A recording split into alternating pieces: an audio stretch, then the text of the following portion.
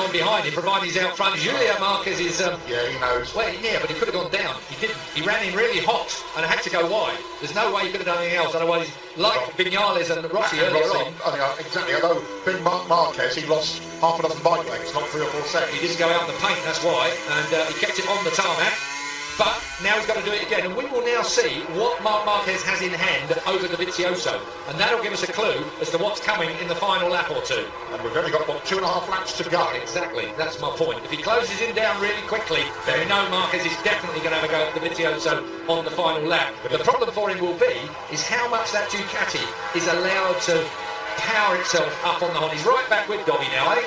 Marques looks like a race winner. It's all about what Dobby has got up his sleeve for that last lap. Has he got a plan? You see how he pulls legs on the Honda there?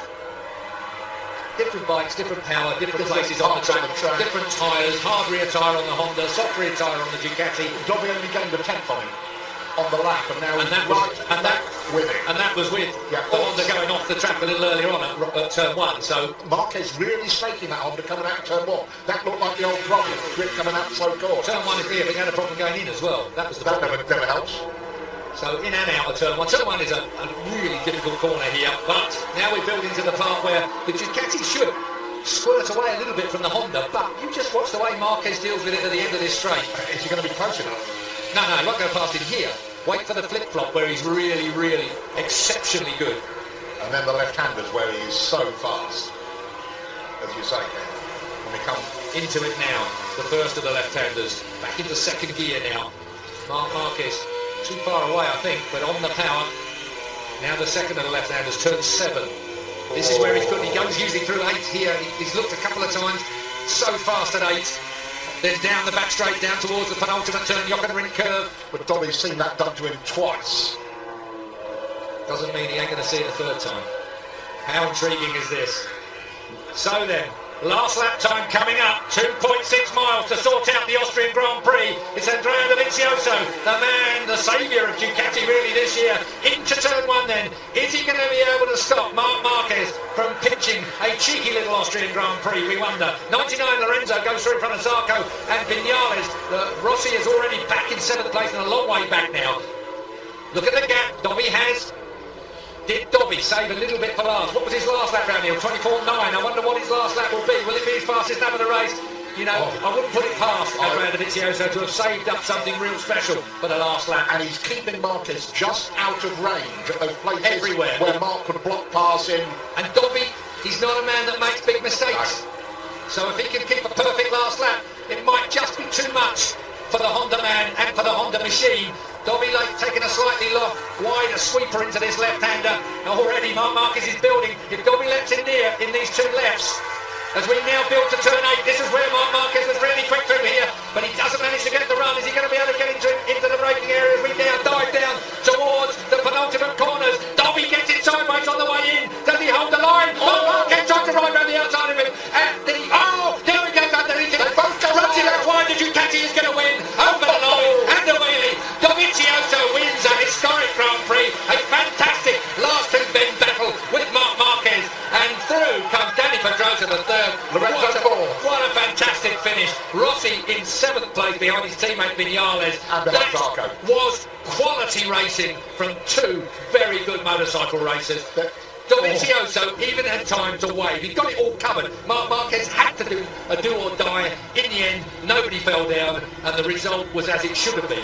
Valentino Rossi, let's have a look again, Kenny. Well, it's pretty easy, really. In goes Dobby. He's got it a bit hot on the way in there, but Mark keeps it lit all the way through that Jochen Rindt. Now he dives. Dobby bobbles. Yeah, no. Mark just dived at the inside. It was a block pass. It wasn't legitimate at the end of the day. Dovizioso won the race, and that was the way it probably should have been. I know there'll be people that disagree, but that's our opinion. I agree, and that was a little dismissive flick of the hand. Yeah. Don't mess with me, son. It was a cheeky one. He ran him out wide, but you knew it was coming. He knew it was coming. It had to come from Marques. He was too close not to do it. We have to say, calculating race grade from Dobby. And Ducati on soft tyres, Jules. I'm going to have to go with that. Yes. Right decision. And Marques, again, taking a Honda to places it probably shouldn't have gone. When I saw blue smoke out of that hard rear tyre on Valentino Rossi's machine, when I saw him lighting the rear end up, I thought that hard tyre, all right, it will last, but it ain't gripping where you want it to. Lovely for Marques. Lovely. The kid just tried. That's all there was to it. There's nothing malicious in that at all. He tried for a win. It was didn't work on the penultimate corner, so he had a real dive bomb on this one. At which point Dobby just said, all right. I don't think he had a lot of choice at that. Well, he had a bobble himself, did Dobby. Fantastic racing, though, Jules. Yeah, there's a flicker of this from Dobby saying, what are you doing as he goes past? And he lit it up on the rear wheel as well. Fantastic final couple of corners, and I know one man who's going to be enjoying it. Neil Hodgson. Davide Tarazzi, now that was a race. That is the best motorcycle race I've seen Andrea Dovizioso do in his life. What do you think? Calling Professor Dovizioso. But because he, when Marques passed him, it's because he let him pass. He had really a perfect view of the race. He studied the race before, he stood off with his engineer, and he did exactly what he did. Brilliant. You enjoy it, mate? And you saw Julio Marques there appreciating Dovizioso's move, I believe. I mean, he thought his son had got it, but... just a great race. Yeah, a great race, and I think everybody into motorcycle racing will have appreciated that. Two men really trying hard, nobody falling down. Just wonderfully different characters and styles. Of motorcycle and man. And riding styles the lot. But well written, Marques. Yeah. Danny Pedrosa sneaking up on a championship challenge. Lorenzo, fourth. Zarco, don't forget, although we hardly mentioned Tom Yamaha. But Callio, Baz, 9th for Baz, 10th for Callio on the KTM home here. I think that's a great ride. I don't know whether to give Baz or Callio the ride of the day, frankly. It would have to be... No, I think it's got to go down to the... Dobby wins that for me. Oh, yeah, sure. Dobby wins that. I mean, that was a well-calculated race, and in the end, when he had to really get the gloves on, he did. I was looking for it on turns. Here we go. Oh, right. Now what? Down up the inside. Oh, blimey. I mean, it could have been on, but it wasn't. I love that. I love that. If you see Dovizioso in the high street, you wouldn't look twice. He looks like a very... I know this is going to sound terrible. He looks ordinary. We expect these kind of racers to be sort of extraordinary, but he's a very normal person. And he has just ridden an extraordinary race. Yeah. There is top man in the KTM camp. Best independent, of course, would be Johan Zarco. He's in his Paolo Giabatti with the swept-back grey hair. Yeah, immaculate as ever. Gigi Dall'Igna with the Julian Ryder-like beard. Casey Stoner quickly onto Twitter to congratulate. Oh, Gigi Dall'Igna actually cracking a massive smile. That's a rare sight. So much at stake in this year. The amount of money Ducati has spent on it, the rules in the end came out in favour of banning the wings that they spent so much money on. The bobble was because he was underneath him, Jules. Yeah. That's why, suddenly he got a Honda that was all in his face. I love that dismissive flick of the wrist. It's fantastic, isn't it? You've got the time to think to even do that. Yeah. Behind me, child. Well, he knew once he'd run wide and he got underneath him, he knew he'd got the drive to the line. So how cool a brain, Keith, does Dobby have? Tell you what, I think out of all the races so far this year, we've had some great ones. That one I've enjoyed, Julian. I hope you're in agreement with that.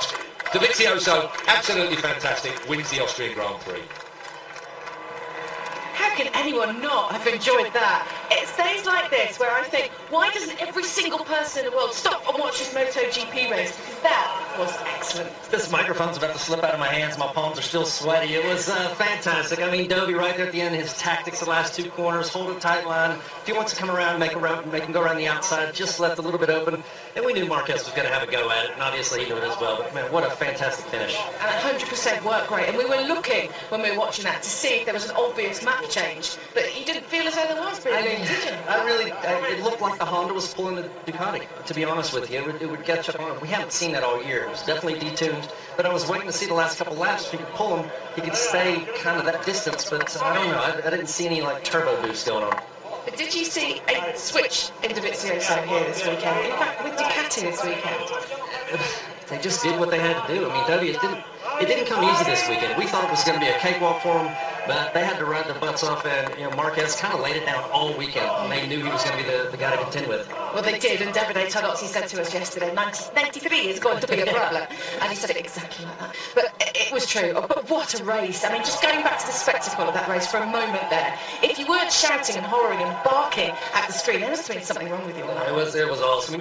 Marques had his moments where we thought he was going to pull away and leave, and he made a little mistake, ran off the track. Dovizioso got back by. So there were some circumstances there that I think Marques could have had it in hand if he wouldn't have made the mistakes, but you know, hindsight's 20/20. And it's one of those tracks you can easily make a mistake, and we saw it over and over and over. But these guys, they were supersonic today. Let's hear now from Danny Pedrosa.